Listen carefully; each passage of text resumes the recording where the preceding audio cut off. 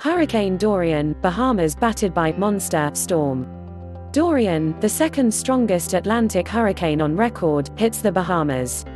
This is a photo of Marsh Harbour in the Abaco Islands. In this photo you see hurricane preparations in Port Salerno, Florida. The most powerful storm to hit the Bahamas since records began has torn roofs from buildings and caused severe flooding. News from BBC.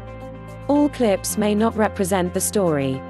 Watch to become bilingual, as this video is specially made for English learners. The slow-moving, Category 5 Dorian, the second strongest Atlantic hurricane on record, has sustained winds of up to 180 miles per hour, 285 kilometers per hour. A life-threatening storm surge of 23 feet, 7 meters, is predicted in places.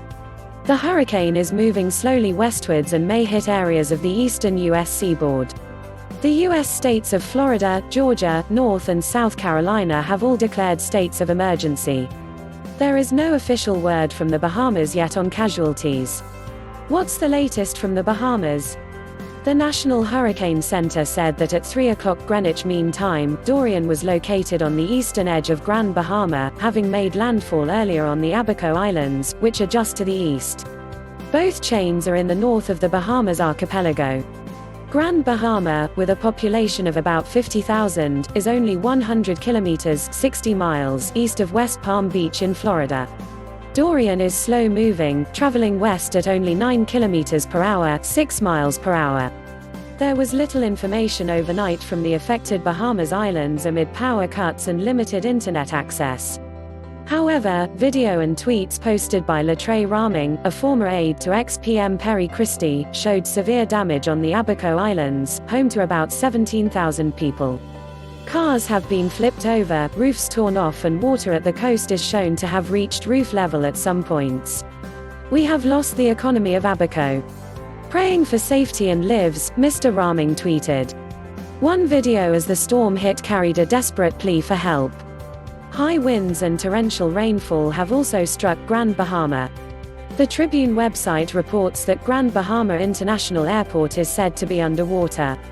Joy Jibrilu, Director General of the Ministry of Tourism and Aviation, said on Sunday afternoon, "It's devastating. There has been huge damage to property and infrastructure. Luckily, no loss of life reported." However, Eyewitness News later carried an interview with a grandmother who said her 8-year-old grandson had drowned on the Abaco Islands. The government has opened 14 shelters and names dozens of churches, schools and other buildings on its official lists of emergency shelters. But as sites become full, there is concern that people will be forced to take refuge in other places that aren't listed to receive food and water from the government. How has the Bahamas prepared? The country is one of those most regularly hit by hurricanes, and homes are required to be reinforced to withstand the winds of a Category 4 storm. Prime Minister Hubert Minnis did announce an evacuation order for parts of Grand Bahama and the Abaco Islands. All tourists were asked to leave. But officials expressed dismay that some people had chosen to stay.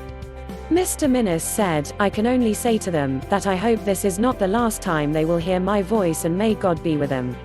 The visibly upset Prime Minister said in a news conference on Sunday, "This is probably the most sad and worst day of my life. We're facing a hurricane that we've never seen in the history of the Bahamas." What about the US?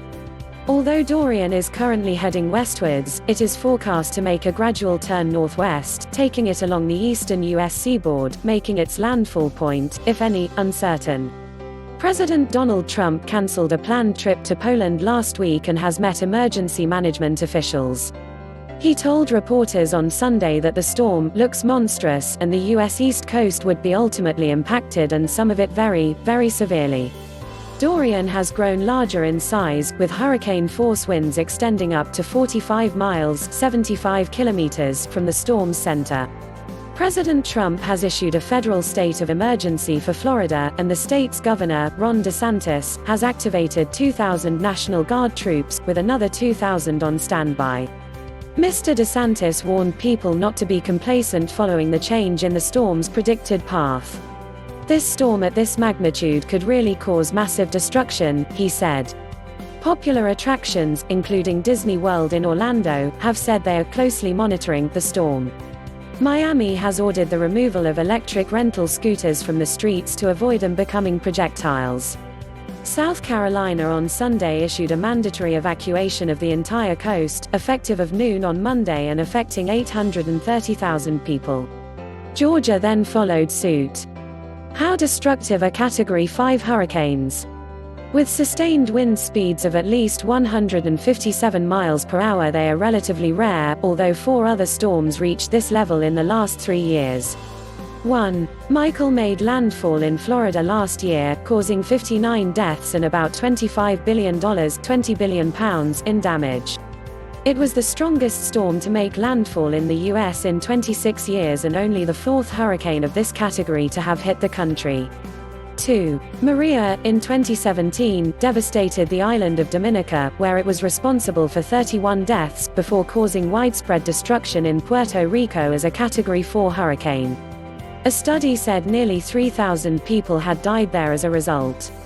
3. Irma, also in 2017, made 7 landfalls, 4 of which were Category 5, across the northern Caribbean islands, before making landfall in the Florida Keys as a Category 4 storm. It was one of the strongest and costliest hurricanes on record and caused 47 deaths in total. 4. Matthew, in 2016, was a Category 5 storm that later made landfalls in Haiti, Cuba and Grand Bahama Island as a major hurricane. It was the deadliest hurricane in more than a decade, with 585 deaths, more than 500 of them in Haiti alone. Please subscribe to my channel. Thanks for watching.